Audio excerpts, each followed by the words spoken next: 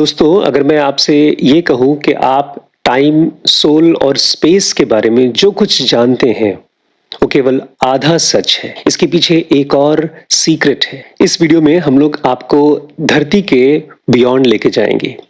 एक ऐसी दुनिया जहाँ पर टाइम आगे नहीं बढ़ता, चीज़ें बूढ़ी नहीं होती और आप बिना शरीर के अलग-अलग दुनियाओं में ट्रैवल कर सकते हैं। आप ये भी सुनेंगे कि क्यों स्पिरिट वर्ल्ड में कुछ सेकंड बिताना मतलब धरती में सालों बीतना।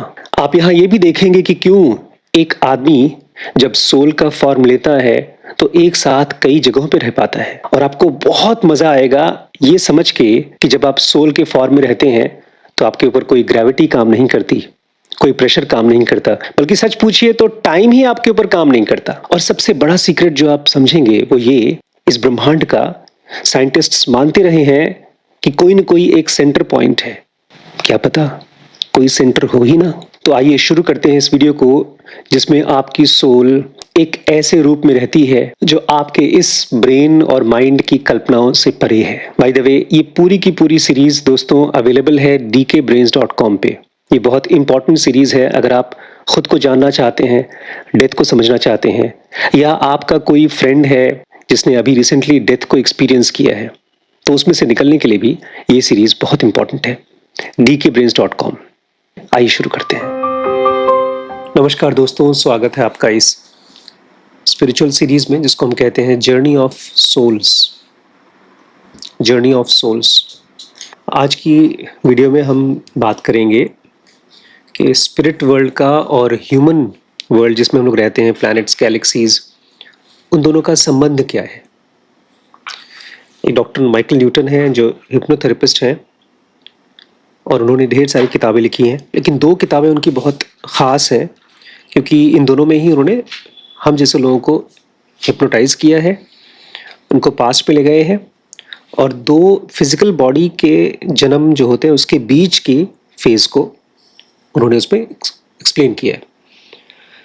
बहुत सिंपल बुक है लेकिन अनबिलीवेबल बुक है। मुझे पता नहीं कि आप लोग कभी ऐसी किताब पढ़ पाएंगे कि नहीं, क्योंकि इस तरह की कोई चीज़ पढ़ने के लिए ना एक ऐसा मन का एक भाषा चाहिए जो बिलीव करे। जैसे साइंटिस्ट होते हैं, ऐसे ही साइंटिस्ट बिलीव करते हैं कि हाँ, खून के अंदर मुझे देखना चाहिए कुछ है। पानी के अंदर कूद कूद कर देखते हैं, मछलियों को पढ़ते हैं। ऐसे ही किताबों में कम से कम आपको बिलीव करने की एक टेंडेंसी होनी चाहिए। मैं क्यों उसको पढ़ रहा हूँ? क्योंकि मुझे लगता है मैं एक ज़िनोगी हूँ। ज़िनोगी कौन है? एक माइंड का स्पेशलिस्ट जो इस दुनिया को जीता है केवल भोग करने के लिए नहीं, समझने के लिए। मेरे हिसाब से मैं प्रेफर करूँगा कंफ्यूज्ड रहना कि दुनिया क्या है मैं जानता नहीं हूँ, और अगर इसका कोई सोल्यूशन है, कोई परमानेंट खूबसूरत एंड, क्योंकि वैसे तो फिजिकल बॉडी का केवल एक ही एंड है, बुढ़ापा और डेथ, जो अपने आप में बहुत डिप्रेसिव है। तो अगर इसके अलावा कोई स्पिरिचुअल एंड है तो उस चीज़ को एक्सप्लोर करना मेरा काम है। इसी को हम लोग ज़िनोगी बोलते हैं। ज़िनोगी मतलब एक स्पिरिचुअल योगी जो माइंड को स्टडी करता है। और ये सीरीज़ है जर्नी ऑफ सोल नाम की किताब का। ये पूरी की पूरी सीरीज़ मैंने कवर की है, फर्स्ट पेज से लेकर लास्ट पेज तक dkbrains.com पे आपको मिल जाएगी। तो आज हम लोग पढ़ेंगे फिजिकल वर्ल्ड और स्पिरिचुअल वर्ल्ड या एस्ट्रल वर्ल्ड का रिलेशनशिप क्या है। थीस नाम की एक मैम है जिनका ये हिप्नोटिज्म कर रहे हैं और वो बहुत एडवांस्ड सोल हैं। मुझे लगता है अब आप लोगों को पूछना चाहिए, क्योंकि आप ये सीरीज़ मेरे साथ पढ़ रहे हैं, आपको रोज़ पूछना चाहिए कि जैसे आप लोग देखते होंगे कि लोगों के पास अच्छा घर है, अच्छी गाड़ी है। आजकल तो लोग इस तरह से भी कैलकुलेट करते हैं कि आपके पास कितने फॉलोअर्स हैं इंस्टाग्राम पे। जब आपकी फ़ोटो आती है तो कितने लोग उसको लाइक करते हैं, टोटल नंबर ऑफ़ कमेंट्स कितने हैं। तो आपको ये भी पूछना चाहिए खुद से कि मैं कितना एडवांस्ड हूँ, मैं कितना मैच्योर हूँ एज ए सोल। तो उसके कुछ साइंस, अगर आप बहुत इमेच्योर सोल हैं तो आप बहुत परेशान रहते हैं, दुखी रहते हैं और धीमे-धीमे वो दुःख गुस्सा बन जाता है। और गुस्से को अगर आपने ठीक से एड्रेस नहीं किया, तो वो अंदर ही अंदर बैठ कर के बदला बन सकता है या आपको ही डिप्रेस्ड करके आपको एंग्जायटी और डिप्रेशन में डाल सकता है। आप किसी और को नुकसान पहुंचा सकते हैं या तो खुद को ही नुकसान पहुंचा सकते हैं। तो ये साइन है एक इमैच्योर सोल का। और अगर ऐसा है तो आपको अपने ऊपर काम करना चाहिए, क्योंकि ये केवल परिस्थिति की वजह से नहीं है, सिचुएशंस की वजह से नहीं है कि हम गरीब हैं या हमारे फैमिली बहुत वॉयलेंट है या मेरे हस्बैंड या वाइफ बहुत ख़राब हैं, खाली उसकी वजह से नहीं है। अगर आप ये मानते हैं तो फिर तो आपको भी इलाज भी नहीं कराना चाहिए, ये बोल के कि मैं बीमार हूँ क्योंकि आसपास में गंदगी है तो मैं बीमार ही रहूँ। तो जैसे हम अपने शरीर का इलाज कराते हैं, ऐसे ही अपने माइंड की इमेच्योरिटी का भी इलाज कराना चाहिए, अपने आप को डेवलप करना चाहिए। थोड़ा और आगे बढ़ जाएंगे, अपने आप को डेवलप करेंगे तो आपको दिखाई देगा कि हर एक इवेंट आपकी लाइफ का गवर्न होता है एक्शन से नहीं, आपके रिएक्शन से। किसी ने आपके साथ क्या किया वो तो एक्शन है, लेकिन आप उसके साथ कैसे रिस्पॉन्ड करते हो ये आपका रिएक्शन है। और यही डिसाइड करता है आपका जॉय, आपकी फ्रीडम या आपकी मैच्योरिटी। तो ये हो जाते हैं थोड़े मैच्योर सोल्स, जिनको दिखता है कि हाँ हाँ मैंने गलत किया है, मुझे ठीक होने की ज़रूरत है। और जो बहुत मैच्योर सोल्स हो जाते हैं उनको फिर नेचर एक ऑब्जर्वर की तरह काम देती है कि आपके नीचे 10-12 लोग ऐसे हैं जिनको आप गाइड करेंगे। और उसी में से आगे चल करके कुछ एडवांस्ड सोल्स होते हैं जिनको हज़ारों की तादाद में स्टूडेंट्स मिलते हैं, डिसाइपल्स मिलते हैं। मैं फिजिकल वर्ल्ड की बात नहीं कर रहा हूँ, यहाँ तो सब भेलपुरी है, मिलावट, यहाँ पर मिलावट है। एक आदमी अगर बोलना सीख जाता है अच्छी तरीके से तो गुरु बन जाता है लोगों को गाइड करने के लिए। यहाँ पर मैच्योर सोल और इमैच्योर सोल आप दूसरे की फॉलोअरशिप को देख करके नहीं डिसाइड कर सकते। हिमालय में ट्रेन पकड़ो, सिलीगुड़ी जाओ। यहाँ तक कि आपके खुद के अगर ढेर सारे फॉलोअर हैं, आपको पता भी नहीं चलेगा कि आप कितने मैच्योर हैं, क्योंकि अगर आप खाली यही सोच रहे हैं कि कितने लोग मुझे फॉलो करते हैं। अब तो साइंटिफिक तरीका आ गया ना देखने के लिए। आप अपने विचारों को, थॉट्स को उस पर शेयर करिए यूट्यूब पे या इंस्टाग्राम पे, और 2-4-10 दिन में आपको मालूम पड़ जाएगा कितने आपको फॉलो करते हैं। हो गए आप एक ग्रेट गुरु, थिंकर। या अगर आप बहुत अच्छा लेखक हैं तो भी आप फॉलोअर्स इकट्ठा कर सकते हैं। आपको अपने आप से पूछना होगा कि मैं कैसा इसी समय फील कर रहा हूं और मेरे आसपास के लोगों की लाइफ मेरी प्रेजेंस में कैसी। हमने एक सीरीज बनाई है SPMT, बहुत अच्छी सीरीज है। उसमें एक AS नील करके एक हॉस्टल के टीचर है, वार्डन है, और बहुत यूनिक एक्सपेरिमेंट किया उन्होंने। आप चेकआउट करिएगा, बहुत अच्छी सीरीज है SPMT। उसमें एक स्कूल का जिक्र किया है, समर हिल नाम का स्कूल। इस तरह का स्कूल धरती पर हर एक शहर में होना चाहिए।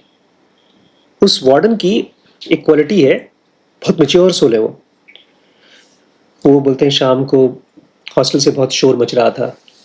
जब मैं पहुंचा तो बच्चों ने मुझे देखा और बच्चे बोले कि अरे ये तो अपनी नील है, डरने की जरूरत नहीं है। तो इस बात से बड़े खुश हुए वो। तो अगर आपके आसपास के लोग आपसे डरते नहीं हैं, अपनी मन की बातें आपसे शेयर कर पाते हैं, आप उनको गाइड करते हैं लेकिन आप उनके ऊपर फोर्स नहीं करते अपनी चीजें, तो धीमे धीमे आप कह सकते हैं कि आप मैच्योर सोल हैं। और उसी जगह पर अगर आपको मैच्योर होने का एहसास हो रहा है कि नहीं यार मेरे घर में तो मेरे बच्चे मुझे बहुत पसंद करते हैं, तो आपकी मैच्योरिटी कम हो जाएगी। इसको कृष्ण कहते थे कर्ता भाव। ये बड़ा ट्रिकी है, क्योंकि जैसे ही हम लोगों को थोड़ा बहुत काम आ जाता है तो हमारे आसपास जिसको वो काम नहीं आता उसको हमारा माइंड ऑटोमेटिकली जज करना शुरू कर देता है, और उस जजमेंट के प्रोसेस में हमारा अपना काम स्लो हो जाता है। मान लीजिए मैं ऑफिस में हूं, मैं काम कर रहा हूं, मेरे साथ 2 लोग और काम कर रहे हैं मेरी लेवल के, मैं उनसे बेहतर काम कर पाता हूं, उसी में मेरा काम बिगड़ जाता है। हमारा माइंड अज्यूम करके चलता है चीजों को, अज्यूम करके। तो जब भी हम कोई भी काम करते हैं हमारा माइंड अज्यूम कर लेता है कि मैं समझ रहा हूं, और ये अज्यूम करने को ही कर्ता भाव बोलते हैं। कृष्ण उसको बोलते हैं कर्ता भाव। हम जिंदा हैं, सांस ले रहे हैं, इसका मतलब अभी तक एनलाइटेंड नहीं हुए, अभी मेच्योरिटी के प्रोसेस में, ठीक है। जो मतलब आप ही में से कुछ सोल्स ऐसे हैं जो ग्रो करते जाएंगे तो वो सेल्फ ऑब्जर्वेशन और अपने काम का ऑब्जर्वेशन के ऊपर बहुत सजग हो जाएंगे, बहुत ज्यादा। ऐसे लोगों की काम की क्वालिटी इंप्रूव होगी। ऐसे लोग काम करते भी हैं और चेंज भी आता है, ग्रो भी करते हैं, और जितना ग्रो करते हैं उतना ही उनको जिम्मेदारी आती है। अब जिसके बारे में बात करें, थीस नाम की एक स्टूडेंट है, आज उनसे कोई बातचीत नहीं होगी, उनकी बातचीत कल होगी। डॉक्टर माइकल आज जो भी इनसे बातचीत हुई है, लकीली इतनी मुश्किल चीजें उन्होंने बात की हैं। सुपरा कॉन्शियस स्टेट में जब जाते हैं एडवांस सोल्स, वो सब चीजें देख पाते हैं जो हम और आप डीप मेडिटेशन में भी नहीं देख सकते। भगवत गीता में कृष्ण आत्म के बारे में बात करते हैं। बहुत जो भी मास्टर्स होते हैं, समझदार लोग, वो टाइमलेस वर्ल्ड के बारे में बात करते हैं। हम भी रोज टाइमलेस वर्ल्ड में जाते हैं जब हम सोते हैं तब, लेकिन बहुत रेयर लोग होते हैं जो टाइमलेस वर्ल्ड को एक्चुअली जी पाते हैं। तो यहां बोल रहे हैं ये बहुत ही एडवांस्ड सोल है, और इस फिजिकल वर्ल्ड को बोलते हैं 3 डायमेंशनल स्पेस, ठीक है। और यहां से बोल रहे हैं इस एडवांस्ड सोल ने हमको ऑल्टरनेट रियलिटीज में लेकर गए हैं टाइमलेसनेस की दुनिया में। जब हम दिन में जग गए, ठीक है, कुछ कर रहे हैं काम, अचानक से दुखी हो गए किसी वजह से, किसी को देखा कि अच्छी न्यूज आई है, कोई घूमने चला गया, या पता चला किसी की बहुत अच्छी नौकरी लग गई, या पता चला मेरी वाइफ मुझे डिवोर्स करने को तैयार है अब, या कर ही दिया। कोई ऐसा चीज हुआ जो अब मुझे अचानक से दुखी कर दिया उसने। अब दुख क्यों होता है, दुख का रिस्पॉन्स क्यों आता है? क्योंकि हमारा माइंड इसी मोमेंट पर प्रेजेंट, पास्ट और फ्यूचर को एक्सपीरियंस करता है क्रोनोलॉजी में। मेरे साथ ऐसा हुआ है और मेरे साथ ऐसा नहीं होना चाहिए। मैं ये था, मेरे पास एक ऐसी नौकरी थी जो अब चली गई। जैसे आपने कल वीडियो में बताया कि ये लड़की मुझे प्यार करती थी, अब किसी और को प्यार करती। तो वो है chronology of past, present and future. ये हम सबको एक्सपीरियंस होता है, और तुरंत नहीं होता। हमारा पास्ट, प्रेजेंट और फ्यूचर सब कॉन्शियस में चलता रहता है, वो कैलकुलेशन चलता रहता है। नॉर्मल लाइफ चल रही है, कंप्यूटर देख रहे हैं, फिल्में देख रहे हैं, बुक्स पढ़ रहे हैं, अचानक से न्यूज आई कि किसी की अच्छी नौकरी लग गई है, और हमारे सबकॉन्शियस माइंड ने मुझे कंपेयर कर दिया उससे। लेकिन जो एडवांस्ड सोल्स होते हैं, डॉक्टर माइकल बोलते हैं, जब हम उनको हिप्नोटाइज करते हैं तो सबकॉन्शियस माइंड में नहीं जाते हैं, वो चले जाते हैं सुपर कॉन्शियस स्टेज में। और यहां पर पास्ट, प्रेजेंट और फ्यूचर ऐसे दिखता है जैसे अभी है। जैसे ये बुक है, इस बुक में page number 0, page number 100, page number 200, page number 500, कौन सा टाइम चाहिए आपको बताओ, वो दिखा दे।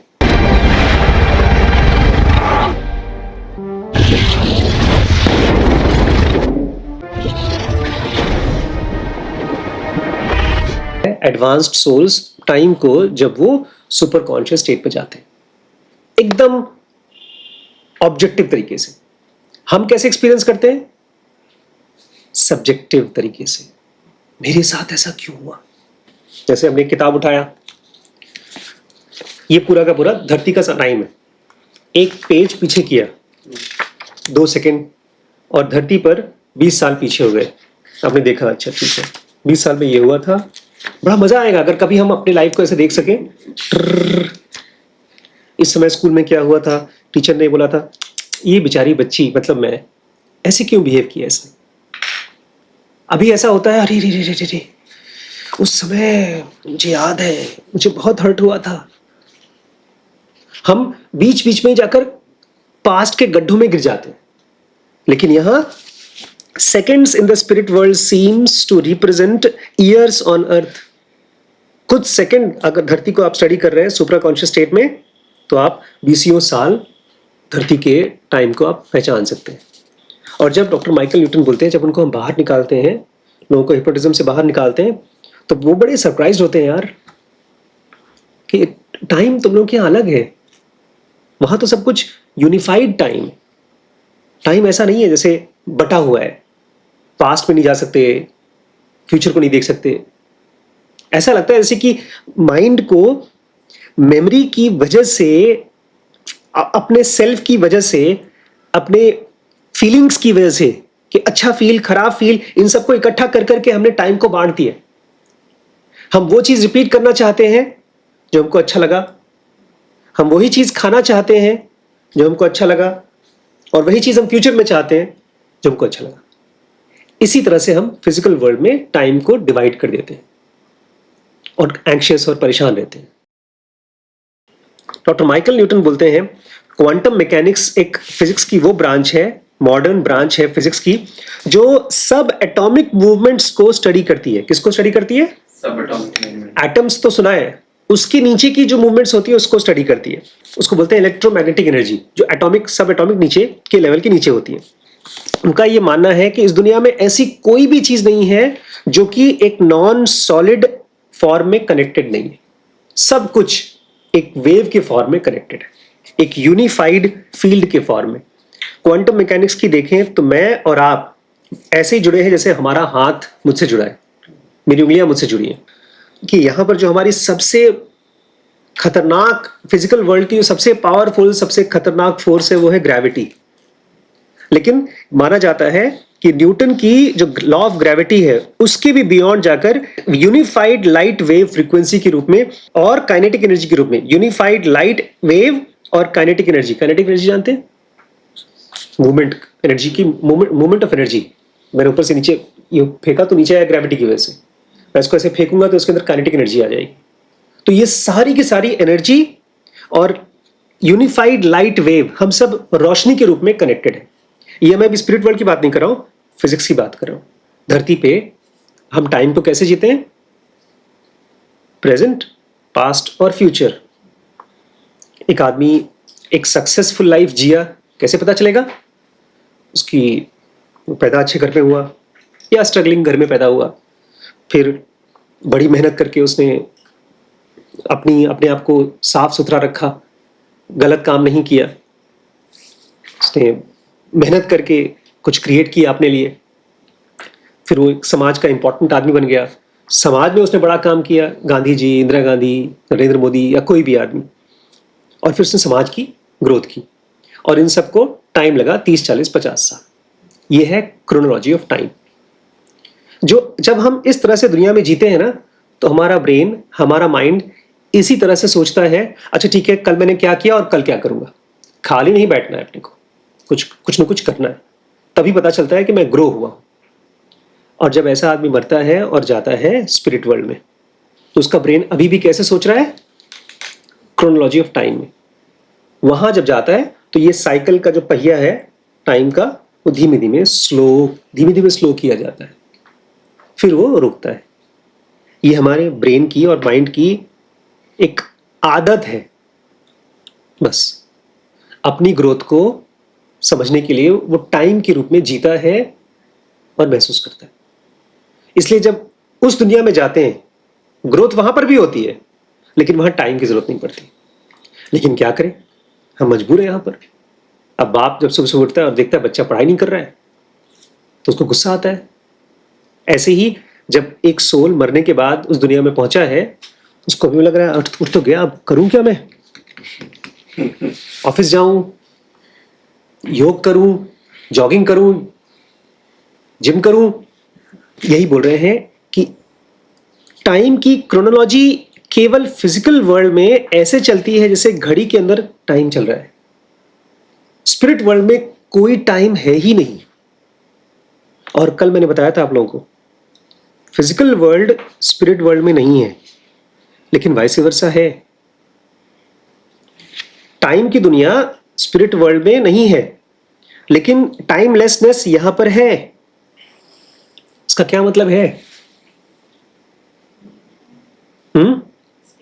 इसका मतलब हम यहां पर टाइम को मेंटली रोक भी सकते हैं। इसलिए योगी जब एक स्पिरिचुअल लाइफ जीते हैं, बहुत संयम की लाइफ जीते हैं, तो उनकी एजिंग स्लो हो जाती है। वहीं पर अगर हम कैजुअल लाइफ जीते हैं, हेस्टी लाइफ जीते हैं, वायलेंट लाइफ जीते हैं, तो जल्दी बूढ़े हो जाते हैं। आप लंबी सांसें लेंगे तो आपकी उम्र स्लो चलेगी। आप बहुत धीरे धीरे सांसें लेंगे लंबी लंबी तो और स्लो जिएंगे। इसलिए बहुत से योगीज माना जाता है 100 साल, 150 साल तक जीते हैं, केवल अपने माइंड के और अपने बॉडी के पीस की वजह से। और वहीं पर हम दिन में 4 बार खा रहे हैं, शराब भी पी रहे हैं, हजारों लोगों से मिल रहे हैं, सेक्स को कोई संयम नहीं है, क्रोध में कोई संयम नहीं है, तो हम टाइम को बहुत फास्ट जी रहे हैं। डॉक्टर माइकल एक बहुत अच्छी चीज बोलते हैं कि टाइम को केवल एक तरीके से आप समझिए, एक्सप्रेशन ऑफ चेंज। बस अगर आप एक्सप्रेशन ऑफ चेंज की तरह देखेंगे तो आप धीमे धीमे थॉट से अलग हो जाएंगे। आपका मन ये नहीं कहेगा अरे यार पहले मेरी लाइफ ऐसी थी अब ऐसी हो गई, वो तो था ही। इसी को टाइम बोलते हैं। आप हम बोलते हैं ना रोज रोज वही खाना, क्या खाना, कुछ चेंज लाओ, कपड़े बदलते हैं, लेकिन हमारा माइंड अभी भी बॉडी के से रिलेटेड, बाल से रिलेटेड, चेहरे से रिलेटेड चेंज नहीं चाहता। और वो पता है क्यों नहीं चाहता? क्योंकि हमारी आइडेंटिटी बॉडी नहीं है। कोर में बॉडी के अंदर जो हमारी रियल आइडेंटिटी है वो चेंजलेस है। इसलिए अंदर अंदर कहीं दिक्कत होती है हम लोग कि क्यों चीजें बदल रही हैं। एक तरह से हम हैं चेंजलेस एंटिटी और रह रहे हैं एक टाइम जोन में। टाइम जोन मतलब एक नदी में, और नदी हमारे आसपास तैर रही है, लेकिन हम कौन है? Changeless entity. जो इस चीज को जान जाता है वो जो भी चीजें चेंज हो रही है उससे अपने आप को धीमे धीमे डिस्कनेक्ट कर लेता है। तो बॉडी से भी डिस्कनेक्ट कर लेता है, वो माइंड से भी डिस्कनेक्ट कर लेता है, किसी भी थॉट से वो डिस्कनेक्ट कर लेता है। अगर वो उसका बहुत प्यारा थॉट है उससे भी डिस्कनेक्ट कर लेता है, और फिर ऐसे आदमी को पेन नहीं होता, सफरिंग नहीं होती। ये बहुत मुश्किल चीज है। अब अभी तक जो सुनाया सब आसान था। डॉक्टर माइकल बोलते हैं मेरे सब्जेक्ट्स आते हैं और वो लोग कहते हैं कि हम सोल की तरह ट्रैवल करते हैं। कैसे? मरने के बाद सोल की तरह ट्रैवल करते हैं। और बोलते हैं वो सोल की ट्रैवलिंग ऐसे होती है जैसे एक लाइन पर ट्रैवल कर रहे हैं और वो लाइन क्या कर रही है? कर्व कर रही है। तब अचानक से बोलते हैं मुझे ख्याल आता है एस्ट्रोफिजिसिस्ट्स की। वो लोग बोलते हैं टाइम और मोशन वो भी एक तरह से लाइन में चलता है और बाद में अपने आप में कर्व हो जाता है। ये हमारे माइंड के लिए अभी मुश्किल है क्योंकि हम एज ए फिजिसिस्ट सोच नहीं रहे। सीढ़ी होती है, सीढ़ी हम लोगों के घर में तो सीधी सीढ़ी है, ऐसे गए फिर ऐसे गए फिर ऐसे गए, और कुछ सीढ़ियां होती हैं ऐसे ऐसे कर्व होती जाती है। और एस्ट्रोफिजिस्ट बोलते हैं कि अगर आपने स्पेस को बहुत ज्यादा बेंड कर दिया तो टाइम रुक जाता है। एस्ट्रोफिजिस्ट बोलते हैं इस दुनिया में थियोरेटिकली अगर आपने स्पेस को बहुत ज्यादा बेंड कर दिया तो टाइम रुक जाता है। कहने का मतलब यह है फिजिकल वर्ल्ड में जो टाइम मोड़ रहे हैं और टाइम रुक गया, वो ठीक ऐसे ही है जैसे हम इस दुनिया में से जी रहे हैं उसके बाद हमारी टाइम रुक गई। हम कहते हैं वो मर गया बेचारा, लेकिन वो मरा नहीं है, वो अब टाइम क्रॉस करके चला गया स्पिरिट वर्ल्ड में जहां पर टाइम रुका हुआ है। तो क्या रिलेशन है फिजिकल वर्ल्ड का स्पिरिट वर्ल्ड से? यहां पर हर चीज मूव करने वाली है, चेंज होने वाली है, और वहां पर कोई भी चीज चेंज होने वाली नहीं है। अब इसका फायदा क्या है? इसको जान के हम क्या चीज कर सकते हैं? न इससे पैसा कमा पाएंगे, न इससे हमको ढेर सारा लोग पसंद करेंगे यूट्यूब पे या कहीं और, फ्रेंड्स भी कहेंगे तुम तो बकवास कर रहे हो। क्या फायदा है इसका? किस समय टाइम सबसे ज्यादा दुखी करता है? टाइम पास ही नहीं होता। कब? जब एग्जाम दे रहे हो। Very good. जो भी काम ऐसा कर रहे हो जो पसंद हो। जब बहुत स्ट्रेस का काम चल रहा है तो हम एक तरह से टाइम को एक्सपीरियंस कर रहे हैं। तो फिर इसका उल्टा, टाइम कब अच्छा लगता है? जब पता ही नहीं चल रहा है। लेकिन कुछ ऐसी चीजें हैं जो होती हमारे लिए खराब है, लेकिन टाइम का पता ही नहीं चलता। जैसे पार्टीज वगैरह जो लोग करते हैं, पार्टीज जो लोग करते हैं, वो जो लोग ड्रग्स लेते हैं, वो आजकल घर बैठे आप पार्टी कर सकते हैं फोन से ही। रील पार्टी चलती है। स्क्रोलिंग। मैंने आज 10-15 मिनट के लिए स्क्रोलिंग की इंस्टाग्राम, पता ही नहीं चला टाइम का। लेकिन मैं अजीब, मेरे लिए अजीब थी ये चीज़, क्योंकि मुझे मज़ा आ रहा था। मैंने तो उसमें अलार्म लगा रखा था, तो 5 मिनट के बाद उसमें रिमाइंड करा दिया। फिर मैंने रोका, बिकॉज मुझे एक वीडियो शेयर करना था। मैं बहुत देर तक कर नहीं पाया स्क्रोलिंग, क्योंकि मुझे लगता है टाइम और फन ये दोनों हमको बाहर ले जाते हैं। जल्दबाजी महसूस होती है कभी, जब भी किसी काम को करने के लिए ये रहे कि नहीं नहीं यार करना ही है, करना है, करना है, तो उस समय हम टाइम को एक्सपीरियंस कर रहे हैं, मूवमेंट को एंजॉय कर रहे हैं, चेंज को चाह रहे हैं। उतना ही हम अपने चेंजलेस स्टेट से बाहर जा रहे हैं। ये एक इंपॉर्टेंट चीज है। देखो, हम लोग बुक्स पढ़ते हैं, यहाँ पर बुक्स को ट्रांसलेट करते हैं, और आजकल मैं मोटिवेशनल इंटरव्यूइंग आप लोगों के साथ पढ़ रहा हूँ। जितना स्लो पढ़ता हूँ उतना ही गहरे से समझ में आता है, उतना ही मैं इसको अप्लाई कर पाता हूँ। और जिस दिन मैं MI भूल जाता हूँ आप लोगों के साथ यूज करने में, उतना मैं परेशान होता हूँ। जितना मैं स्लो होता हूँ उतना ही गहरे से चीजें समझ में आती हैं। और एक इंपॉर्टेंट चीज, अभी वैभव आएंगे, वो सटल आर्ट ऑफ डिटैचमेंट पढ़ाएंगे। हम लोग सुन करके थोड़ा बहुत समझ में आएगा किस चीज से डिटैच होने की बात कर रहे हैं वो उस सीरीज में। अपने रशिंग माइंड से, ये बहुत तेज चलने वाला माइंड है, उससे वो बोलेंगे, मतलब बोल रहे थे पहले इसी सीरीज में, बोल रहे थे कि अपने को बोर होने के लिए रेडी होना चाहिए। ऐसा कौन सा आदमी है जो बोर होने के लिए रेडी होगा और उसको एंजॉय करेगा? बोर होने को कौन एंजॉय करेगा? कोई कर सकता है बोर होने को एंजॉय? कल मैंने और श्रीश ने, मैंने देखा एक सीरीज चालू की थी नेटफ्लिक्स पे, उसका नाम है द रेजिडेंस। एक मर्डर मिस्ट्री है जिसमें एक व्हाइट हाउस का केयर टेकर है, बहुत हाई लेवल का, उसका हो जाता है मर्डर। चालू हो गया उसमें ड्रामा, इसने मारा, उसने मारा, ये उससे लड़ाई कर रहा है, उससे लड़ाई कर रहा है, और बड़े बड़े डेलीगेट्स आए, खाना वाना खा रहे हैं। फर्स्ट एपिसोड खत्म हो गया। अब मैंने कहा नेक्स्ट एपिसोड चलेगा क्या है, मुझे लगा था फिल्म है। फिर मैं सीधे आ गया 8th एपिसोड पे, फर्स्ट से 8th पे आ गया। टाइम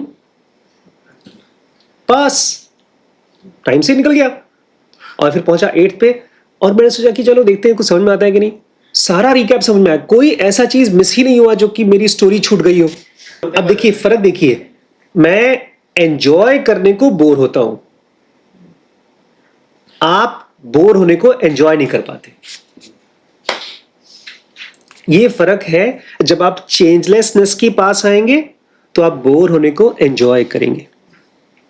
और खाली मैं नहीं, हर वो आदमी जो भी कुछ क्रिएट करता है, जो लोग राइटर्स हैं, क्रिएटर्स हैं, या कोई भी काम दुनिया में कर रहे हैं, they enjoy getting bored in nuances, in small things. अब इस तरह का काम हम नहीं कर पाएंगे, क्यों?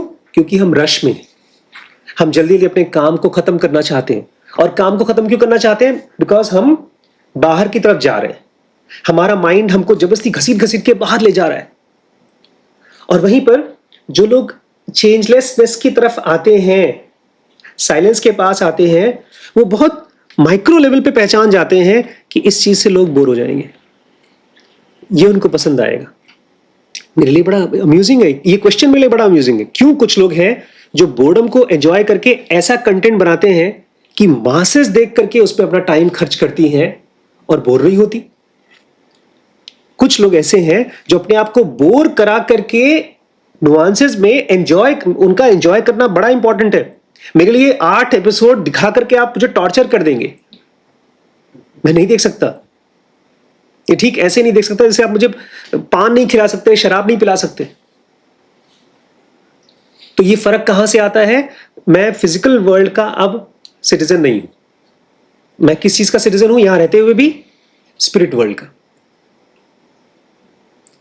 कैसे पता चलेगा? जितना आप बाहर की चीजों को एंजॉय कर रहे हैं, आपका माइंड बोल रहा है कि नहीं नहीं कुछ और चाहिए, मजा नहीं आ रहा, लाइफ में कुछ हो नहीं रहा है, ये जॉब नहीं अच्छी लग रही है। आपका मन ऐसे चल रहा है जैसे कि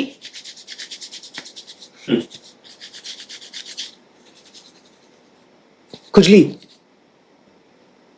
उतना आप फिजिकल वर्ल्ड में, आप 100% विश्वास कर लीजिए आपकी शादी हो जाएगी, आपका परिवार आपसे परेशान होगा।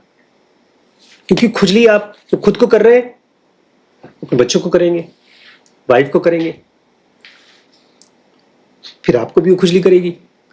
ये फिजिकल वर्ल्ड का साइन है कि यहां पर हर चीज चेंज होता रहता है और इसमें हम नहीं ये वाला नहीं चाहिए, मुझे यहां चाहिए, अरे ठीक से नहीं रखा, इसको यहां रखो। फिजिकल वर्ल्ड चूंकि सब कुछ बदलता रहता है और हम उसको अपने हिसाब से बदलते रहते हैं और कभी भी एंजाइटी खत्म नहीं होती। और स्पिरिट वर्ल्ड में कुछ बदलता ही नहीं है, इसलिए वहां कोई एंजाइटी नहीं होती। लेकिन डेड नहीं होता वो। अभी आप देखेंगे आगे चल के, इनसे पूछेंगे, थीस से पूछेंगे कि आखिर भगवान फिर फिजिकल वर्ल्ड बनाता क्यों है? उसका बहुत यूनिक आंसर देते हैं वो। समझ में आ गया डिफरेंस क्या है फिजिकल और नॉन फिजिकल में? ये चेंजिंग है, वो चेंजलेस है। और आप किसके नजदीक हैं ये आपको रोज पूछना है, ठीक है?